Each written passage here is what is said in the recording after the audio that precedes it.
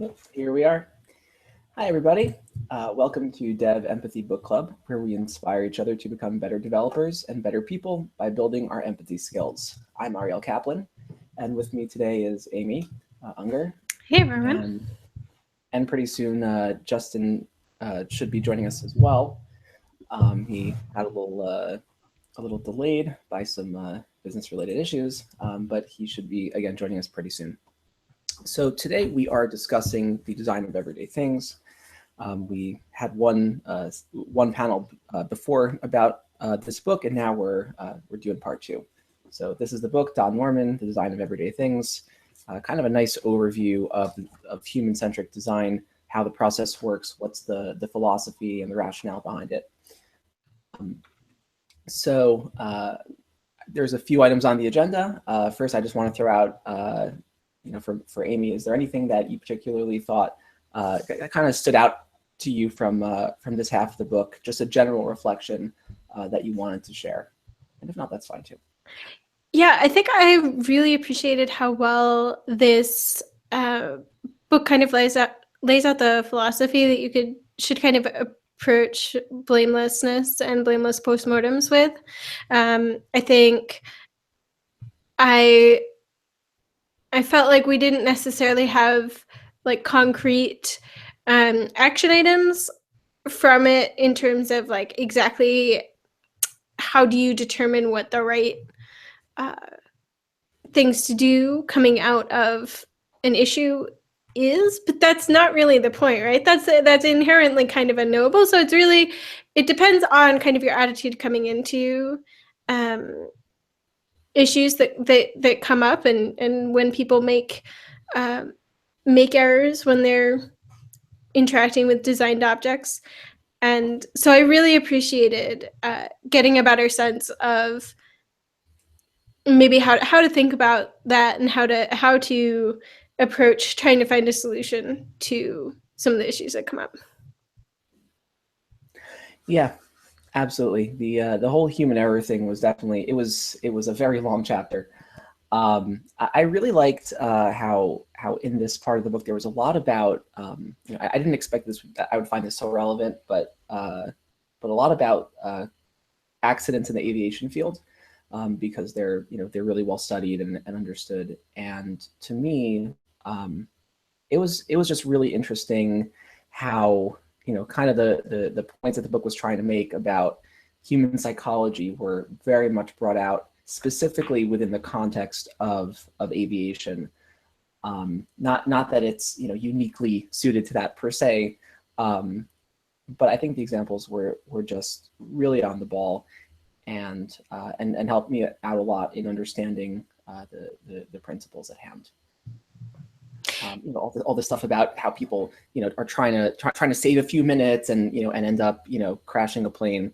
I mean, like, we've all been there, we've all been the passengers who are rushing the pilot, but we've also been the people who are just trying to rush things and get just like a few extra minutes in our day and end up totally destroying something that we really care about just because we're so rushed, that kind of thing. I thought the examples really helped illustrate that point and bring it home for me. Yeah, I think it's a really good example of pulling from other industries that have a lot more experience dealing with crisis situations, where for the vast majority of his programmers, there are far more lives at stake. And so specifically citing the airline industry in this book, and I know more broadly you can take a lot of how to handle incidents from firefighting communities. I think it's always lovely to see all that accumulated knowledge, because a lot of the time I feel like we're in a newer industry and we're trying to figure it out, and it's always lovely to draw inspiration from people who know what they're doing. Yeah, that's a really good point, that it's often easier to see flaws or in terms of our ways of thinking. We're able to be a little bit more honest about it when we're not thinking about ourselves. And then once we're outside ourselves and we acknowledge those truths, we can then come back and say, well, wait a minute, I really do recognize that I do the exact same thing. It's sort of like, again, it comes back to this natural inclination to always want to defend yourself. You never want to be in the wrong, which gets back to some of the stuff we spoke about with nonviolent communication. But ultimately, once we admit the truth, it's much easier to apply back to ourselves. I heard a great story once of a couple that was on a date at a restaurant, and one of them looks over to the next table and sees that one of the people there is like he's like on his phone basically the entire meal, and the person went out with him was like just kind of sitting there not really sure what to do because he's just in his phone the entire time.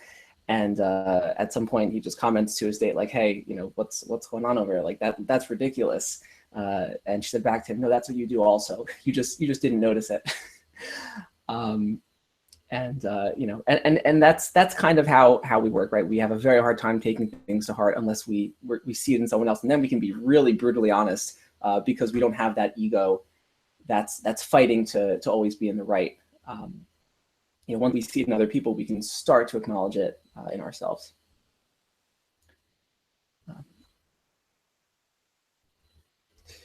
Which I guess does kind of bring me to maybe one of our first points. There actually, I think we had a bunch of thoughts going in about human error. I mean, we at the end of the last panel, I think we really spoke a lot about the things we want to talk about with human error, but we said like let's wait a little bit.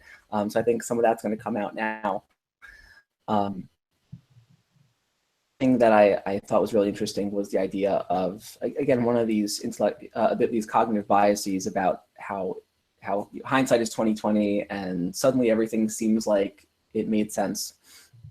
And so, if we can piece together in some kind of postmortem that, XYZ thing happened and that led to a terrible outcome. So it's very, very easy to say, oh, clearly the person was at fault for doing this particular thing. But that's only in hindsight because we're very we are we have evolved to look for patterns in all things. That's why you have that. I'm sure everyone's gotten like an email at some point about like, oh, look at all these spooky parallels between the Lincoln assassination and the JFK assassination. And they look, both assassins had 3 names and 15 letters and all these like ridiculous connections, and we're just designed to look for these things and to find meaning in them. And it's one thing when it's something where like, okay, we can kind of laugh it off, like, okay, it's cute you found all these parallels between historical events, but when it's really down to earth, when it's something that happened in our own business that went wrong, and and we're actually upset about it, and we want to find some meaning in it, we want to figure out why it happened, and we want to focus our anger on somebody probably. It's very, very easy to kind of put the pieces together and say, okay, clearly what you did was going to lead to this terrible thing.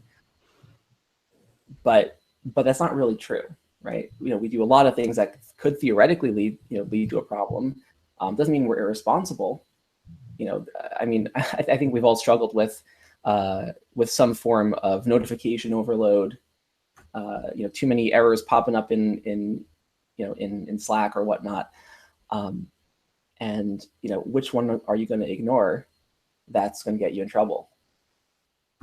So yeah, I think it's interesting too, because there's both hindsight bias, but there's also just this perfect image we have of our own competence where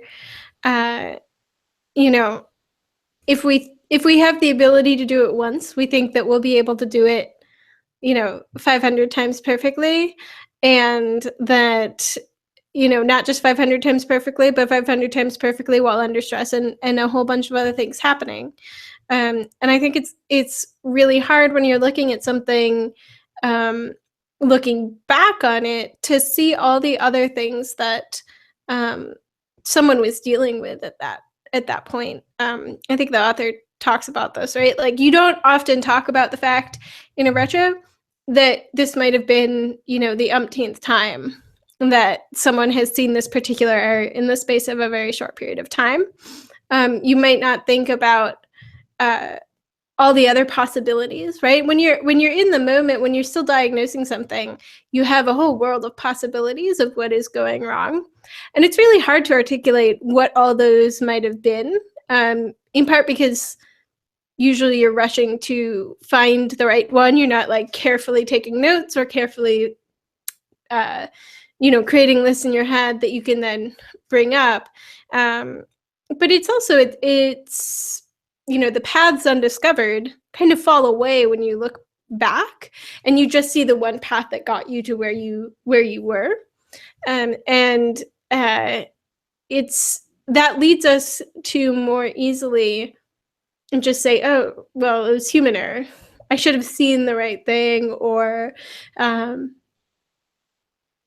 should have made a better choice there. Yeah, that's something I didn't think about, actually, which is surprising because it was a long chapter. I had a lot of time to think. But I was sort of thinking about it, and I think the author really was mostly thinking about it from a perspective of, let's say you have a team, a company, and and it's about they're trying to figure out the cause of the error and they're blaming it on a person. But the truth is, we really do this with ourselves all the time. There's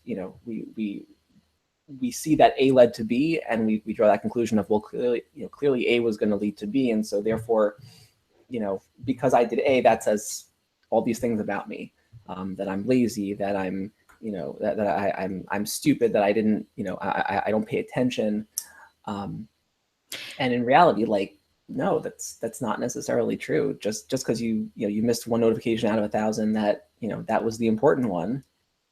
There's a lot of reasons that it happens, to you or to anybody else. Yeah, I think that's one of the biggest takeaways I have from this book, which is when I approach a retro, I often, have in mind, like, okay, I need to acknowledge that, like, this thing I could have done better. And then sure, we'll get to the point of, like, the process should have been better. But I really want to make the point that, like, it's not my fault. I'm not going to say, like, I'm to blame or it's my fault, because I know those are destructive, even though I would totally take the blame for it because I think it was dumb. But I come in with this attitude. And I think the author talks about this in multiple places, but specifically in the right after the 5 whys was kind of when this point really hit home, is that often as groups, we don't necessarily get as deep as we should, because we find that the primary people involved are even, like, advocates for the idea that, oh, nope, my bad. Totally my fault. Next time I'll do better, right? And I think it comes back to this idea that we don't necessarily always appreciate how easy it is for us to make mistakes, because we have this idea of, like, if I can do it once, I can do it, every time. And hi, Justin. Welcome. Hey, how you doing, Justin? I think you might be muted. I'm glad I finally made it. We're glad to have you here. So we were just speaking about we were just talking about who is to be human. Yeah, basically. And Amy actually just brought up something which I had forgotten about, but I'm really happy to talk about, actually, which is the idea of the 5 whys. That you always need to you need to chase the reason for the error that happened, and then chase the reason of that reason and the reason of that reason. So you kind of create this this chain excuse me, this chain of reasons, until you reach the point of figuring out what actually happened, because very often the reason that you find is really symptomatic of something else. The book had one really good example of this, where there was a pilot who crashed his plane, and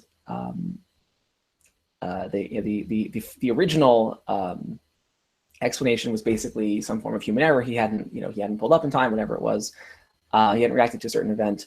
And then a second investigation said, yeah, but the reason he didn't react was because there was a flaw in the design of the plane, and so he basically didn't have oxygen and he blacked out. And the response to the first group was, so you're saying that he didn't respond properly to the to the danger that he was in, right? So it's still human error. And like that's not human error, right? The point is that just because you can blame a person doesn't mean that you should. Just because you can blame a process or a system doesn't mean that you should, right? There's often a deeper reason that you have to look at, and that's why you can't just stop at human error, because aside from the fact that it's just kind of like an easy way to write stuff up, it's just not true, and it's not going to solve your problems in the long term to blame things on human error.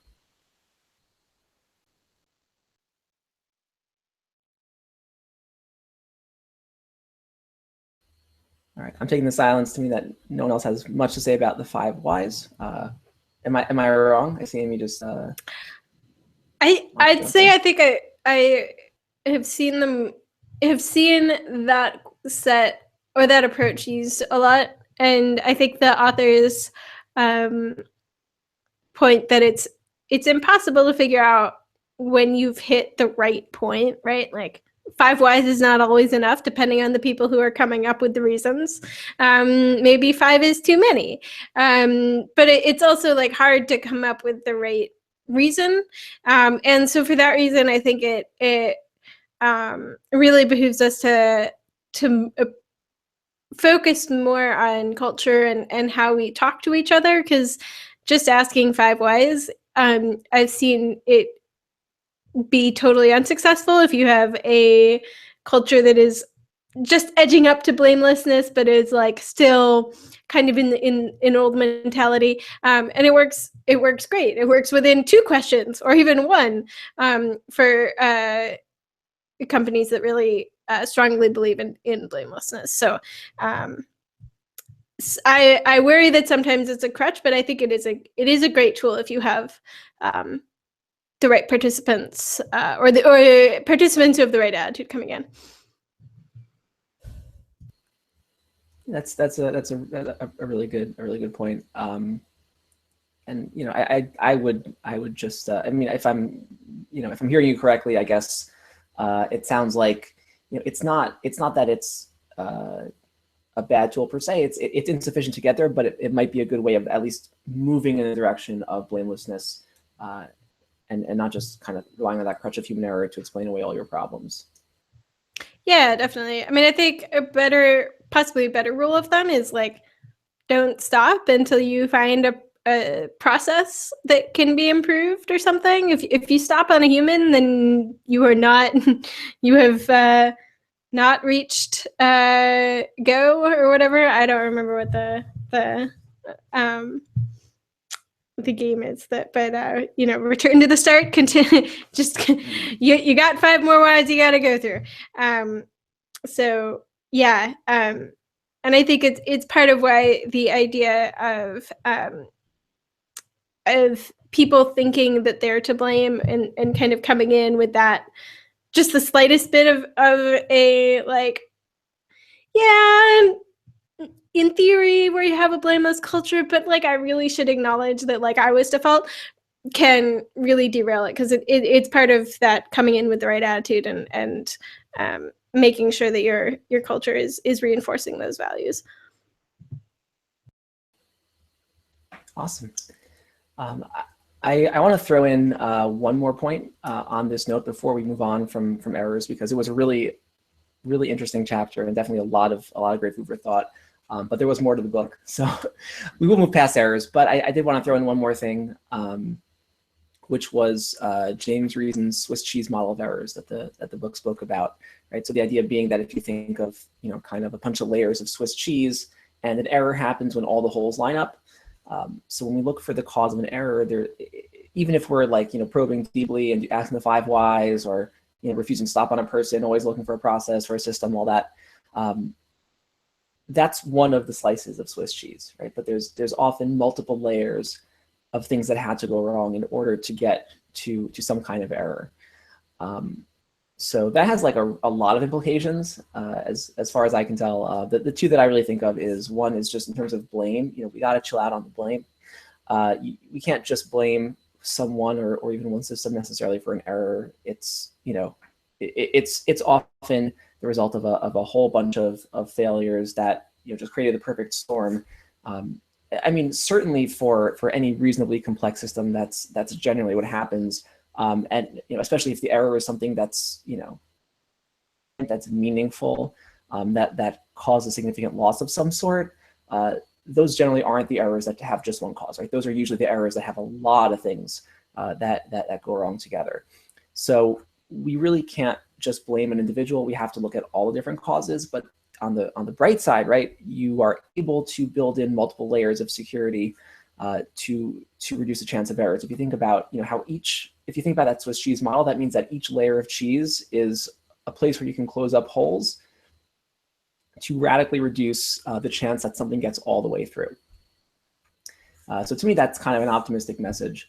And it does also really stress the importance of designing systems in a way that, I mean, we talk about failure tolerance. I think what that really means is just, we're building in multiple layers of whatever the opposite is of dense, I guess, whole sparse Swiss cheese, just to make sure that nothing really gets through. Because once we have that perfect storm, that's where the really drastic, tragic stuff kind of tends to happen.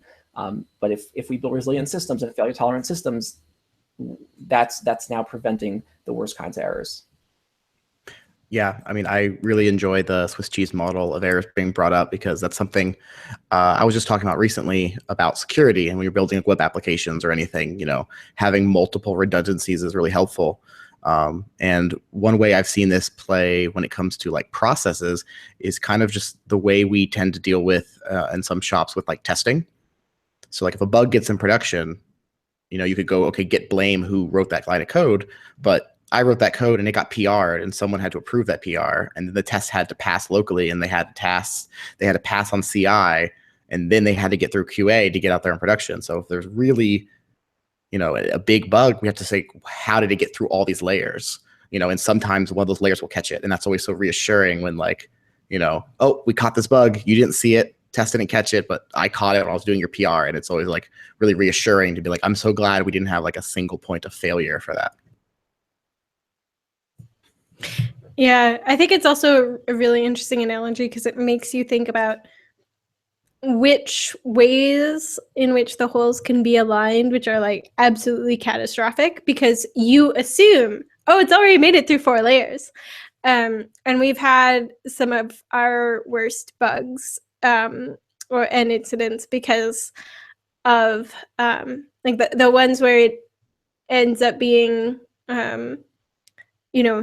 things getting through PRs.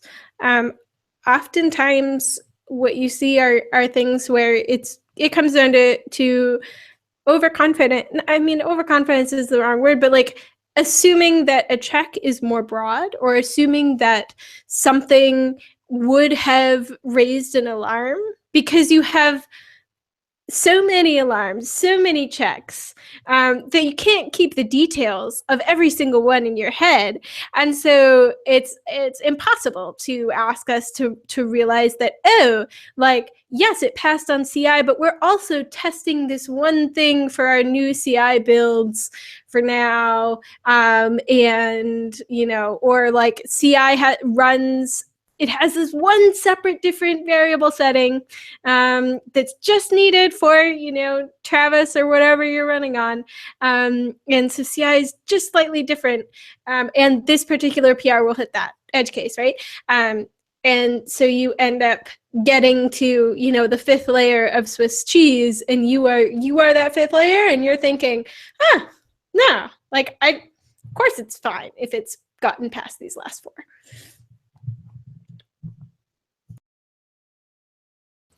Yeah, that's a really good point. The allure of false confidence. It's terrifying, but definitely very true. All right, so there's definitely more to talk about in the realm of human error. Was there anything someone wanted to add, or shall we move on to the next group of topics? All right. So I think this was actually still in the same chapter, but really on a very different note, and something that that I thought has a lot to do with what we do here at Dev Empathy Book Club, which is the idea of, again, building software in a way that is empathetic towards the user. One point that was brought up was the idea of sensibility checks, right? So this kind of theme that the author talks about, which is that we tend to assign the easiest stuff to automate to the machines rather than the most important stuff to automate.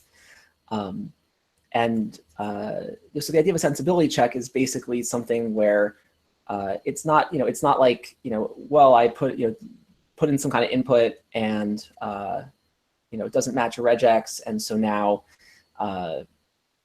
whatever. Now the form rejects it, right? It's more of a semantic understanding of information or things that I'm trying to do with the system, which is it's much harder to build those things in, but essentially saying this is something that doesn't make sense, right? So I'm trying to do some kind of transaction with like 100 times the amount of money that you would expect me to do, right? That's a much harder thing to automate per se.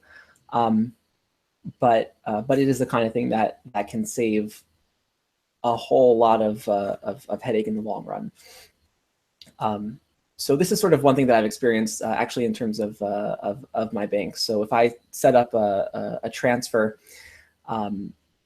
they have just kind of a limit where if it's under a certain amount, then it just goes through automatically. But if it's over a certain amount, they actually have, I think, a person look at it, make sure that it makes sense. Just see everything checks out. It matches my my history of the kinds of money that I move in and out of my account. Just like a quick little sanity check, which I guess it's a little complicated to program software to do that. It's not probably that hard to train a person to do it, and they can probably do it pretty quickly. But that something as simple as that, as saying a human needs to okay certain things, can be a reasonable sensibility check. But in general, I mean, it is a really hard thing to do, but it is the kind of thing that that users absolutely appreciate. When you just you say, hey, this thing that you did, semantically understanding it means that it doesn't quite seem to be the thing that you wanted to do. Can we just check and make sure? If you could also go overboard with it, which is its own problem. But if you don't go overboard with it, then it can be a really it can make the experience of using your product a lot better.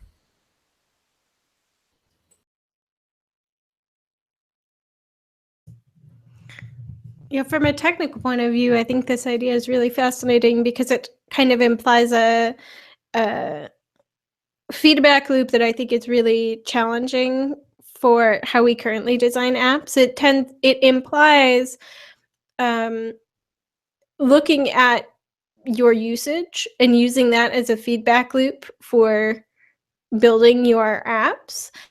And it's easy as human, but that's how we experience the world. It's how we interact and interact with people and build up our rules for interacting more and accomplishing things. It's through this developmental approach that's more seen in training artificial intelligence algorithms.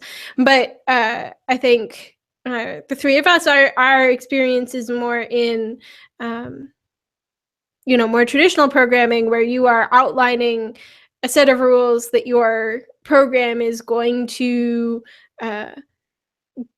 follow, and then the usage of that ends up in your metrics. And you can, whether Kibana, Splunk, whatever you're using to inspect those, you can see what average usage is. You can even build up usage metrics for individuals, that sort of thing. And you can get to the point where you can have a sanity check for an individual, where it's like, okay, this person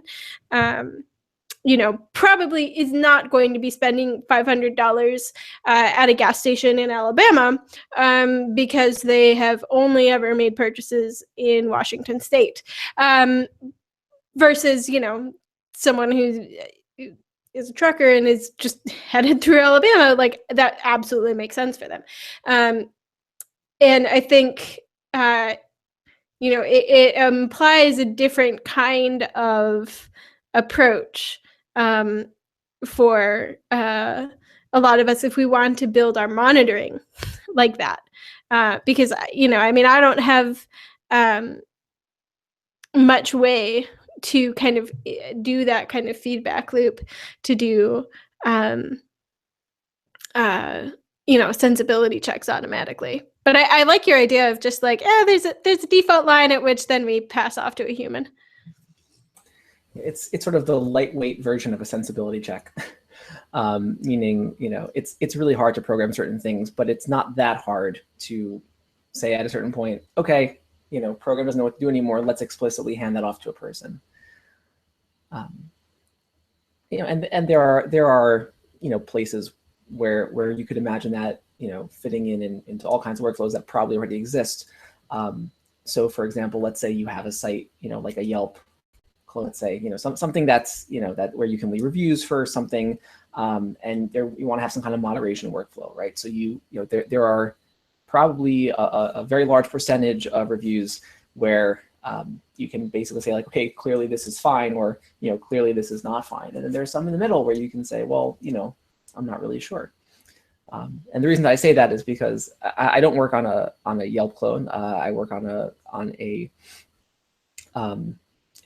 rating system for doctors, but we do something very similar to that, where there are some that we say, okay, we've decided based on certain criteria we don't need to moderate this. There are some where we say we really we don't need to moderate this because it's that bad, and there's some in the middle where we have a moderation workflow. So it's kind of that partnership which the author seems to get really excited about towards the end of the book, right? The partnership between humans and machines, each one that is more powerful and more capable than either of them on their own. Yeah, and just to kind of add to that, I feel like the author brings this up a few times in the book, and I really enjoyed it every time, which was the idea of the trade-offs that design hold, because that conveys to product design, to UI and UX design, but also to just like software design. Like, we have a trade-off always. We can never pick all 3 points of the triangle every time. And something like that for sensibility checks, 2 times this year I've had projects with clients where we've discussed the features we could build. And it's like, yeah, we could build a fully automated version of this one feature, but that's going to take a long time to get right. And we don't know, and they can't say conclusively whether or not that feature will be used enough to justify the cost. So what we'll do is we'll say, okay, this is something where when he hits this flag, we're going to go send that over to a human, and someone on your support team you already have hired will check it. And if they get swamped and they can't handle the workload, we know immediately we need to start working on that feature. And that having that like check and balance helps you kind of design that in that direction until you get the real user feedback to know, because sometimes you can't know ahead of time. This reminds me of one idea that I've heard just kind of constantly mentioned by Yuta Katz in pretty much every talk that he gives, and here and there on Twitter as well, is the idea of bending the curve. So essentially, we always have these built-in trade-offs in things that we do, and the exciting thing that you can do is not okay, look, I solve. You don't solve the problem by choosing one or the other, right? There's situations where it's appropriate to make one trade-off, and there's a situation where it's appropriate to go the other way. But there are things that you can do to make the choice less difficult by basically reducing the cons or increasing the pros of one side or the other, and that really does change the equation. And I think just kind of building on some of the comments that have been made up until this point, it really does sound like we usually think of machine learning as oh, it's going to revolutionize the the programming industry because it's going to allow us to do all these like new and different things that we haven't done before. But maybe what it's also going to do is allow us to kind of fill in some of these gaps in how our products work. I mean, as machine learning becomes more accessible, just easier to do, the libraries are becoming ever easier to use. The programming power, especially as it gets better with power, with power, able to be better leveraged by parallel systems. Maybe it's going to just end up doing a lot of these very sort of mundane things, things like sensibility checks, that are small enhancements to the experience, but a significant benefit to the user, right? It's figuring out how we can program not just the things that are easy to program, but the things that are important to automate. I would really like to see that happen. All right, so we've been talking about this for a bit. Let's move on to something else, which I think it kind of resonates with past discussions that we've had.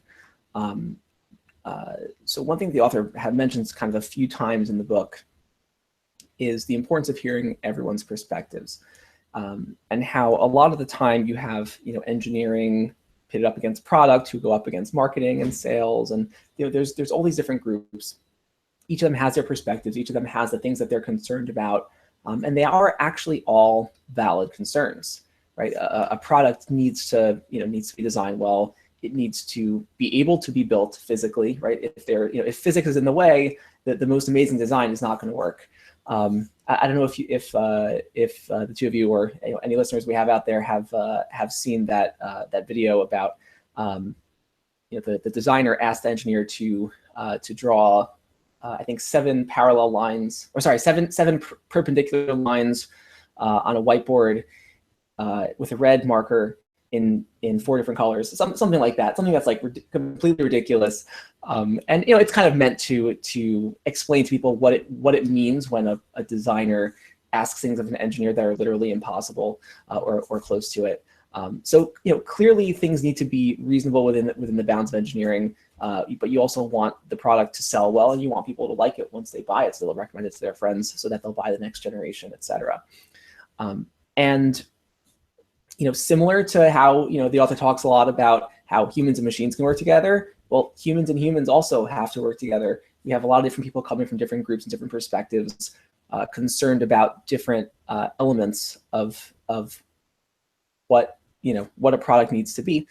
And when you create a system that encourages handoffs, essentially the people at the beginning don't get anything that they want, and the people at the end, basically at every step, they're kind of redoing the entire product. Whereas if you have a more collaborative and to some degree iterative process, that allows you to actually hear everyone's perspectives, not waste a lot of time, waste a lot of work, actually get products out before a deadline.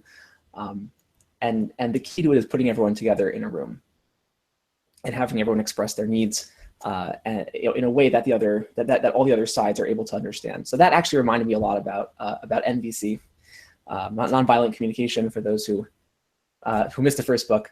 But the idea of everyone talking a language of needs, explaining things that they're concerned about, and finding a solution that meets everyone's needs. So I just thought that was cool. No, I like that a lot. And I really liked how, I don't think it was the exact same spot in the book, but he talked about how design is the culmination of like constraints being applied. And that's like really rang true in the section where he's talking about everyone that's going to have their say, it's going to have to apply to all these. So the design we're going for is this thing for a user with the constraints of marketing and the constraints of physical material, or in our case, the constraints of, the programming language and the tool we're using. And then the constraint of the time frame, like, can we do this in time? And I think it's really easy for us as engineers, at least a lot of engineers I've worked with, to get into the mindset of like everyone's opposed to them. Like they just want to code and get this done the correct way in their mind, and they kind of invalidate the opinions of other people. But it's like their concerns are valid as well. Like if the business doesn't have the money to do it, that's kind of a valid constraint, even if it's not going to be the most bespoke user interface or the most bespoke, custom authentication rig. And I think it's helpful to get everyone in that right mindset when you start to design these things, and you continue to design them throughout the process, to keep everyone's insight kind of involved. Yeah, I think it is interesting that you're talking about cost and how it's going to be more efficient and all that sort of stuff. Because I think part of the reason why we don't hear other people's perspectives is because we don't want to hear them, because they're costly, because they are broadening the scope of a product that the founder or marketing or product, whatever, thinks needs to launch yesterday, or that you've already decided on what you're going to do and you included as many people as you thought was going to be productive, but we always make mistakes there, or maybe something doesn't come up until a couple days before you're going to ship, and how open are you to having someone say, no, we need to stop? I think the author makes a really interesting mention of Toyota's, the button or lever or whatever that anyone can pull that stops the entire line. But I think, you need to figure out when and how you're going to push forward a culture that allows people to push that button. And I think it's interesting to see Toyota's approach, where just because of some of the traditional aspects of employment and relationships between employers and employees, they were dealing with perhaps a different kind of cultural change they wanted to implement than we are. But one thing they did was they had on your first day, you could not leave until you stood from an observation area and pointed out at least one thing that was wrong. And it could be, it wasn't a test to say like, oh, find the one thing that we've put a pen out of place, right? And it could just be an improvement, but it was just forcing people to start to critique and to become comfortable with that, and to say, yeah, starting on your first day, you may feel like you know nothing, but yes, you are capable of finding and thinking about how this factory that you come in and you're thinking that it's this amazing factory, and you're so in awe of it, but you have something to offer there. And I think personally, I might need a little bit of a different kind of guidance. I would like anytime I see tech debt, I would like to, hit that lever. I don't, obviously, but it's very, very hard to figure out when exactly, you should push a perspective that is not going to be seen as productive. And I think, obviously we need to find better ways of making it clear when you want to have that kind of dissenting perspective, and when product's in a ship, so no point in arguing. I have two responses, Amy, to what you're saying now. One is you gave me a really great idea, which is, everyone talks about deploy on day one. Maybe what we should do is you don't go home on day one until you've left a friendly, critical comment on somebody else's pull request. It might be asking a bit too much in terms of context, but it's definitely what to think about. When you come in immediately, it doesn't matter how junior you are. You could be fresh out of college or boot camp, but sending that message that you have something already to offer the team. Maybe you could be a little bit more lenient and say it's just a question, but make some kind of comment on someone's pull request, get them to code review right away, because that's one of the last things that juniors tend to get into. Deployment they figure out, but code review, there's very often a sense of inadequacy that really could help people to get past, just by saying you got to start commenting on pull requests right away. But that's not my main response. That's just something that kind of popped into my head. The other thing that I'm thinking about, though, is one of the things that makes a Toyota system work, I would say, is that it's very visceral and obvious when you pull that lever what happens. You see the results. You see the entire factory just shut down. And what that means is that you carry a very heavy burden of responsibility when you do pull that lever. In the context of software development, this would, I guess, would be especially true probably for remote companies, but even if you're all in one office, you don't necessarily see the human impact that your stop the presses kind of changes are going to make. If you say, oh, we want to just add in this feature, like, you don't know who's going to be pulling all-nighters for some kind of arbitrary deadline, and maybe the way to do it is to say, it's actually kind of an idea that I've pulled from Scrum, is that if you add a ticket to the sprint, you got to pull a ticket out of the sprint, right? Essentially, if you want to make a change, you have to say what you're giving up in order to get that change to happen. But making it very clear that there is a cost to making a change, a human cost, and there's a cost in terms of morale. There's a cost in terms of what I like to call relationship capital, meaning that you've just annoyed someone and they're going to be more annoyed next time you ask something from them. So maybe the key to it is just finding ways of making it very clear that there are significant consequences to that action, and but doing it in an empathetic way. In other words, saying, hey, there are real people here who, if you decide at the last minute that there has to be some kind of change, they're the ones who are going to bear the brunt of that.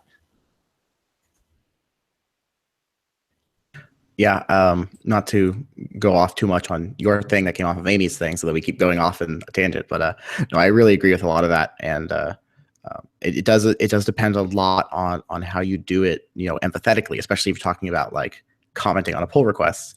I worked with a team a while ago where the CTO would sometimes do drive-by PR comments, and it was like a shark in the water. You would like see a comment come in, you're like, oh no, he's going through the code base, and then inevitably you would get, everything would stop for that day and no one get work done because everyone's waiting for the CTO to say whether or not they're going to reject the most recent build, but they're not on the project. So now we have to like explain through all of our discussions and why we wrote the code the same way. And it was bad. And I've worked on other projects that took a more, not holistic, but a better approach to that, where anyone was able to comment, but you had a process around it. So currently, like in our little Scrum board, we have like an inbox, and like anyone can like add a card to that inbox and say, hey, I saw this in the code. Here's my question about it. Please address it next iteration. And then, or we make a decision and say it's not worth, doing anything about. But that gave everyone a way to add comments that didn't feel like it was disrupting someone immediately. And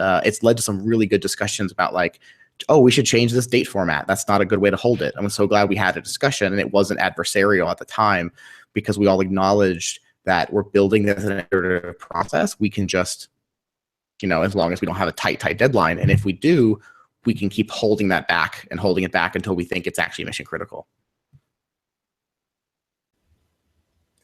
So here's a terrible transition. We're talking a lot about sprints.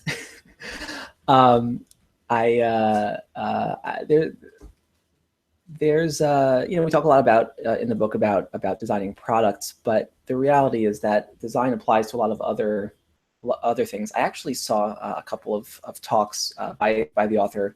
I looked up the author on YouTube and just watched a couple of things just to get a broader picture of things, and he actually is very aware of this in other contexts. But essentially, the idea that design thinking really applies to a lot of areas of human endeavor. It's really not just products. It's anything complex, basically. And one kind of point that it applies to that I've thought a lot about, not just reading this book, but really over the last couple of years, is the fact that we don't apply design principles enough to human systems, and in particular to agile methodologies. So probably pretty much all of us have at some point read something about like, let's say somebody goes off on an article and writes about how Scrum is so terrible, and then somebody says back, oh, well, clearly you just weren't doing Scrum.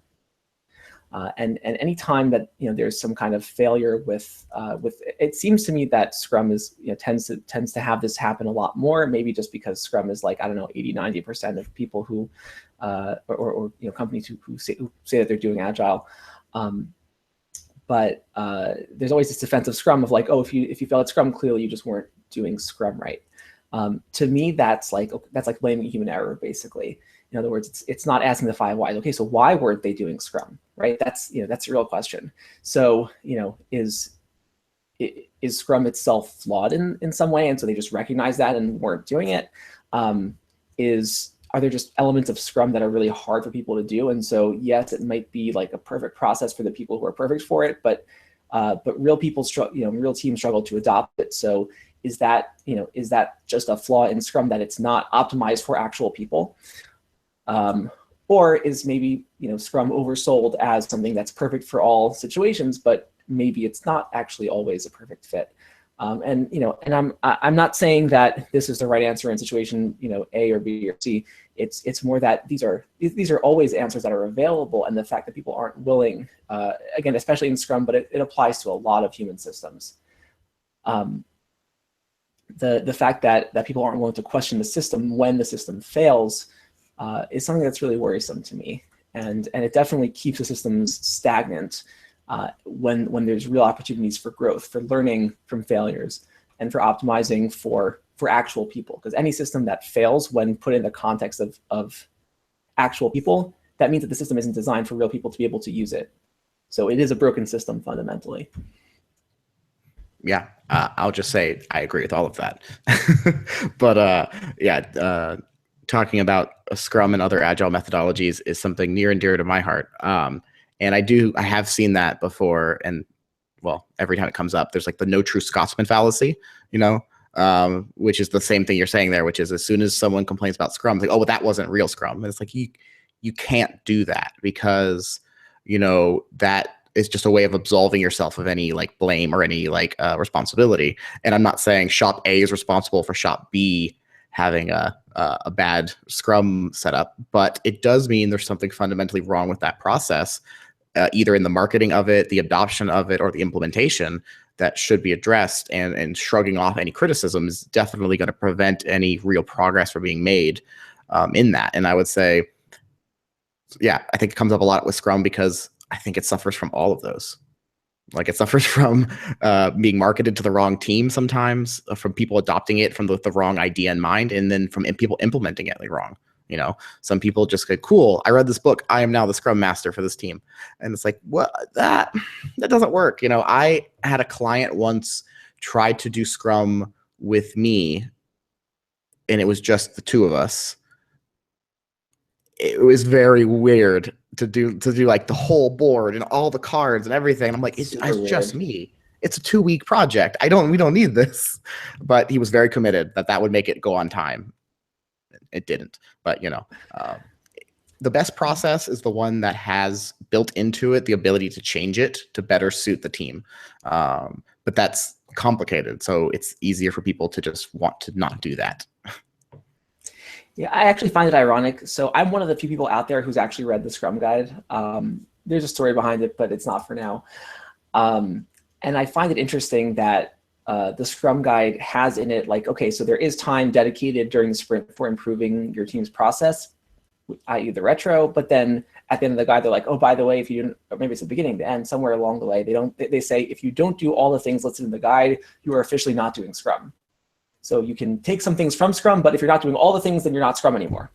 So basically, setting up that defense, like, oh, well, they just weren't doing Scrum, because they listened to Scrum where it said you should reflect on your process and they made things better, but it still wasn't perfect for them. It's crazy.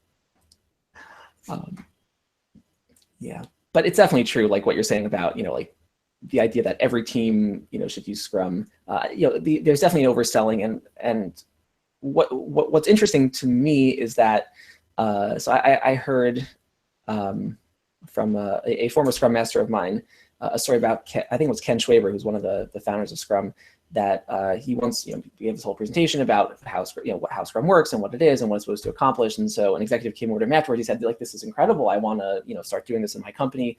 So you're telling me that instead of getting something I don't want in a year and a half, I can get what I want in a month? And he said, no, you can get, instead of getting what you don't want in a year and a half, you'll get what you don't want in a month. But then you have time to improve it now.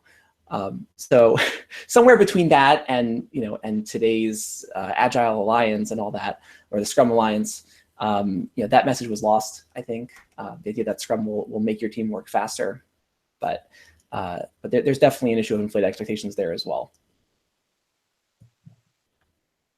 Yeah, I think it's really interesting when communication tools are sold as this will make your team faster. Because anything that improves the structure and content of the communication between your team members is a good change, so long as you're not at the point where it's overload. But then what seems to be picked up is, oh, just do this and everything will be faster. It's like, I'm not sure that was quite what the intent of that messaging was. But sure, go ahead and see how much success you have with that. Yeah, it's very similar to when teams adopt TDD because then they won't have bugs anymore. And then the first time a bug happens, they go, well, this was a waste of time, and they want to throw all their tests out. And it's like, no, that's not how that works. But then also they were probably sold that because someone couldn't convince them otherwise that a marginal improvement in bugs is worth the initial cost, because in a lot of business circles, they just want the fast, quick answer. And it's tough to give people the nuanced, like, middle of the road answer, even though that's more truthful. Yeah, I think it's interesting how many teams are sold TDD on, if you just write complete tests, then you're doing it right. And then you set up this battle of, but then it takes too much time, as opposed to actively thinking about what errors you want to prevent, what failures are you okay with, because they will be found with other tools. I think it ties in really well with some of the content we've been reading, just to ask us to think more critically about what kinds of failures do we want found by different kinds of tools. I think there's also what to be said here, kind of rewinding to the idea of applying design to human systems, about the way that we teach these practices. So recently, I've seen kind of Sarah May has kind of been on the warpath against the code craftsmanship movement. I say that a little bit in jest, but kind of making some really good points. But one of them being that the idea, one of the ideas of the software craftsmanship movement has kind of blurred the line between morality and doing a good job at work. And so there's a sense, if you write unclean code, then you're bad. Does that really work as a way of encouraging people to write code that's more maintainable? If you present it as like, do this because you have to, as opposed to do this because it'll make your life better, you're going to be happier. There are different ways of presenting the same practice, and how you recommend it can really make a big difference in terms of whether people are actually able to adopt it because they're excited. Oh, this thing might actually make my life easier. It might make us more productive, more successful, versus like, oh, I don't want to be a bad person, so like I have to do this. Yeah, as someone who has considered themselves in the software craftsmanship movement for like the majority of my career, like it's a real thing. Like seeing that and being in shops where people are like scared to upload the code they write on the weekends for people they work with, seeing it and seeing there's not 100% test coverage, like having fundamental like existential crises over the quality of their code because they feel they're insufficient. That's like imposter syndrome times 10. Because of it, you don't know how that level of teaching affects the people listening until you like or get to see it, and like it can be really rough on people. Like I think there is a real benefit in telling people like we should be cognizant of what we're doing and do things because, you know, that's our job, but not have this like brunt behind it of I'm going to judge you as a person for some personal failing for a potential subjective disagreement that we may have. You know, I think the logical end of that is you end up running back into like code coverage tools where it's like, oh, this is not 98% coverage and it's not worth it, you know? And that doesn't really, that gets so far away from the truth of the matter. That gets so far away from like the original, like Kent Beck TDD, triangulate the problem, and then you have a confidence interval. Like one of my favorite books about testing is still like Kent Beck's Extreme Programming book, where he talks about testing and automated testing is there to give the writer of the code confidence. Whatever that is for you, that's enough. And you kind of stop it there. There's nothing behind it about if you didn't do it, oh my God. Like, you know what I mean? And for a team, you might have to agree amongst everyone what is an acceptable level of confidence. For some teams, it's no acceptance tests. For a lot of teams, it's a ton of integration tests, and it just depends on the system and the team. And I think that's working through that together is much better than like, you know, rules laid from on high, so to speak. And if you're Dave Thomas, apparently it means writing no tests, because he said that he did TDD long enough that he like learned how to design. I mean, you know, I don't know if he writes like gigantic production systems, you know, day to day. He does a lot of other stuff, but you know, if someone who is literally a signatory on the Agile Manifesto can say that he doesn't write tests and is still confident that his code works, like that should give us all, I think, a little bit of pause for thought and say like, okay, you know, let's chill out about the judging and let's just focus on the point of all this, which is to, you know, to create value for people. And whatever helps us get there, that's great. And if it doesn't help you get there, just don't do it. I had a very brief conversation with Dave about that because he had mentioned it at a talk, and I got to chat with him a little bit afterwards. And he was like, "Yeah, like I'll write tests for like new systems I'm writing, and then delete them afterwards. You know what I mean? And then there we go. Like, what do I have these things for?" And he had this whole idea about like, you know, if I never touch this part of the system, I don't need tests for it. And again, he's not working with 100 other developers on this gigantic system. He's working, you know, in a small thing that mostly he owns all the code. But it was nice to have a back to basics, what's the word? A practical view, pragmatic view of like how to approach this. You know, I found that kind of refreshing to kind of just hear that perspective. Yeah, and I think that's kind of the point of pretty much all that we're reading, right? Is that, you know, it's human centric, right? We're not designing things or coding things for, you know, for the for the code god or whatever. You know, we're doing it because it helps people, because it solves problems. And you know, design and clean code really both fall into that spectrum of things that we do in order to solve problems more effectively. So as long as we keep that in mind, you know, we can appreciate all these tools and, you know, and appreciate what they bring into the picture. And, you know, I mean, back to what we were speaking about a little bit before, right? Appreciate the perspectives of all the people who are coming into this with their own, you know, ideas about sales or about design or about, you know, quality of code or about, you know, if it's hardware, then the hardware people and the software people and the this people and that people and the ad sales, whatever it is. You know, everyone has their perspective they're bringing in, but it's really all about making things work and solving problems. So I think that should help us appreciate a lot more what each group is doing and why people care about things that they care about, and help us come to, you know, to mutual understandings and you know, be the super friends. You know, join forces in the most effective way.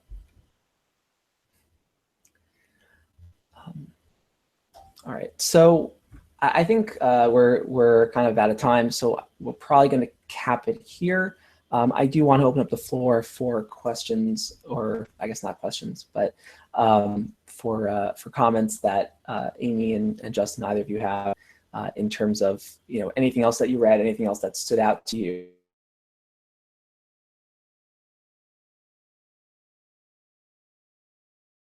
With Amy, just to break the tie. Yeah, sorry, I think I just had a titch of a network blip. But yeah, what I got out of the last two chapters that we didn't necessarily touch too much on was just a reminder of how much of a joy it is to work with people whose jobs are to formulate products. And so whether that's your designers, whether that's your product people, I cannot remember a time when I haven't eventually been asked a question I can't answer about, like, well, why is that, right? Like, why can't we do that?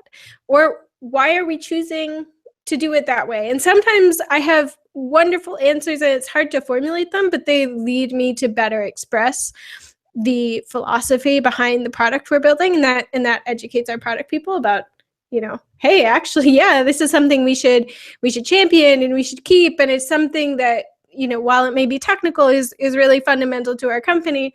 And sometimes it leads you to realize, well, maybe we want to go in a different direction.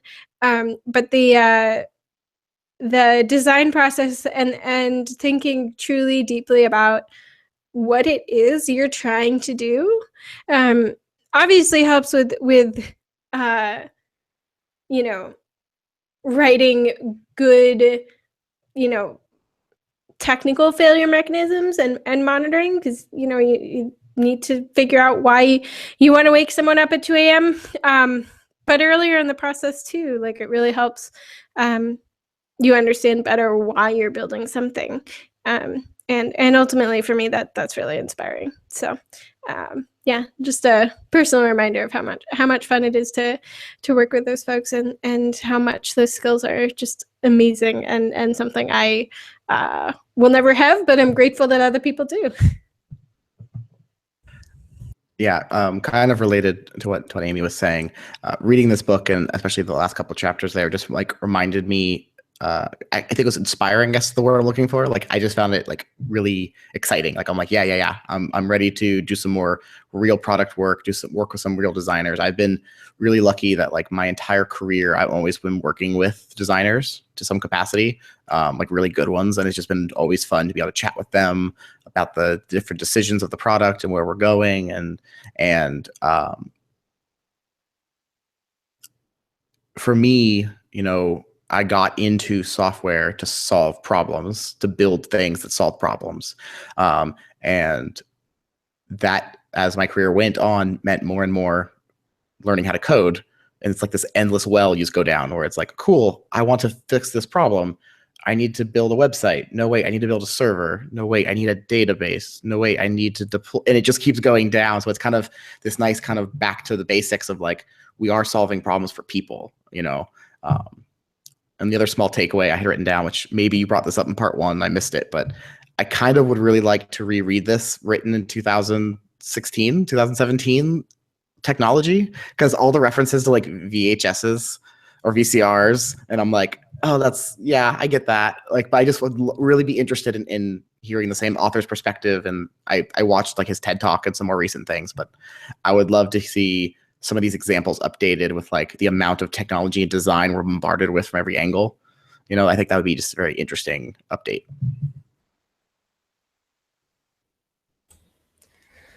All right, I'm just gonna throw in one personal reflection, which actually has a lot to do with what Amy was mentioning before. So one of my most enjoyable moments in my career thus far was I was having a chat with the title is implementation manager. It was basically a product person whose focus is on a single client, just focusing on their needs basically.